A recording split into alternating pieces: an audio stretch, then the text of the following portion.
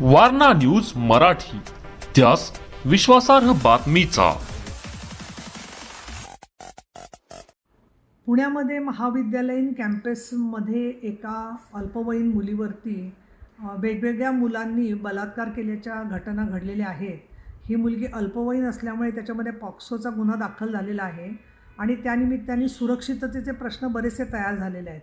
पण मुळामध्ये एखादी मुलगी एखाद्या व्यक्ती तिचा गैरफायदा घेत आहेत किंवा काय याच्याबद्दलची काही माहिती समोर आली तर त्याच्याबद्दलची तक्रार येऊ शकते. या घटनेच्यामध्ये या निमित्ताने मुलींचा आणखीन कशा प्रकारे त्यांच्यावरती गुन्ह्याच्या स्वरूपामध्ये अन्याय होऊ शकतो हे उदाहरण समोर आलेले आहे.